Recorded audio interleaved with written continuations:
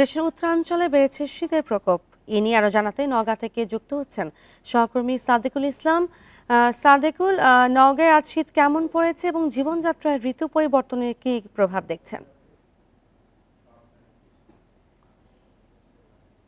আপনি জানেন যে আজকে নওগাঁর বদলগাছি কৃষি আবহাওয়া অফিসে কিন্তু তাপমাত্রা রেকর্ড করা হয়েছে 13.1 ডিগ্রি সেলসিয়াস। গতকাল ছিল 12.4 ডিগ্রি সেলসিয়াস।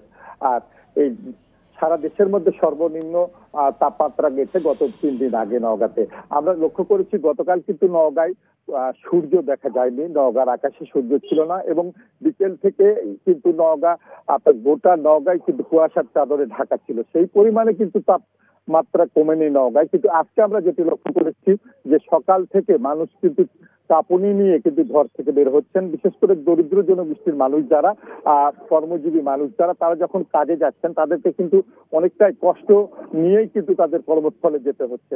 আর আমার সঙ্গে এখানকার জেলা প্রশাসক আব্দুল আওয়ালের সঙ্গে কথা হয়েছে। তিনি যেটি জানিয়েছেন যে তিনি আপনার সংশ্লিষ্ট মন্ত্রণালয়ে একাধিকবার আপনি শীতবস্ত্রকে আপনার চাহিদাপত্র পাঠিয়েছেন, কিন্তু এখন পর্যন্ত নওগাঁয় কিন্তু কোনো শীতবস্ত্র আসেনি এবং সরকারি বা বেসরকারি পর্যায়ে এখন পর্যন্ত কিন্তু কোনো শীতবস্ত্র বিতরণ করা হয়নি। আর এই অবস্থার কারণে এখানকার যারা খেটে খাওয়া ছিন্নমূল মানুষ তারা কিন্তু চরম শীত কষ্টে পড়েছেন। আর কিন্তু আপনাকে জানাতে চাই যে আপনি জানেন যে বর্তমানে কিন্তু চলছে আপনার রোপা আমন কাটা মারাই এবং রবি শস্য রোপণের কাজ, কিন্তু এই তীব্র শীতের কারণে আপনার কাটা মারাই কিন্তু অনেকটাই ব্যাহত হচ্ছে। আর আপনার রবি শস্যের বিশেষ করে আপনার যে আলু সরিষা যে রোপণ কাজ সেটিও ব্যাহত হচ্ছে। আমার কাছে আমার সঙ্গে কথা হয় এখানকার কৃষি সম্প্রসারণ অধিদপ্তরের উপপরিচালক আবুল কালাম আজাদের সঙ্গে। তিনি যেটি জানিয়েছেন এই কুয়াশা যদি দীর্ঘায়িত হয় সেক্ষেত্রে আপনার বোরো চাষের জন্য যে বীজতলা সেটি কিন্তু আপনার ক্ষতির মুখে পড়তে পারে। এক্ষেত্রে তিনি পরামর্শ দিয়েছেন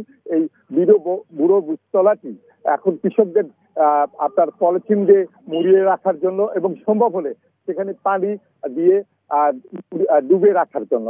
তিনি বলেছেন যে এই কুয়াশা যাতে মানে দীর্ঘায়িত যদি হয় সেক্ষেত্রে অবশ্যই কৃষকদের এই সতর্কতা অবলম্বন করতে হবে, না হলে বীজতলা কিন্তু ক্ষতির মুখে পড়তে পারে।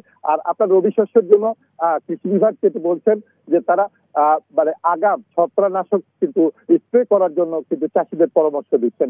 আরেকটি তথ্য জানিয়ে আপনি শেষ করব।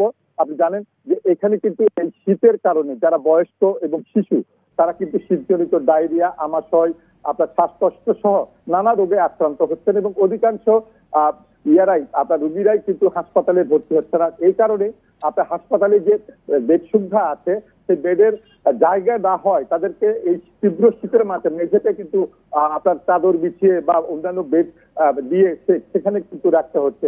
এই অবস্থায় চিকিৎসকরা যেটি বলছেন যে এই শীতের মধ্যে শিশুদেরকে ঘরের বাইরে বের করা যাবে না এবং আপনার সম্ভব হলে তাদেরকে গরম কাপড়ে দিয়ে মুড়িয়ে রাখতে হবে এবং বয়স্কদের একেবারেই ঘর থেকে বেরোনোর নিষেধাজ্ঞা বলা যেতে পারে, যে নিষেধ করছেন আপনার চিকিৎসকরা। এই ছিল মোটামুটি আমার কাছে নওগাঁর শীতের সবশেষ পরিস্থিতি।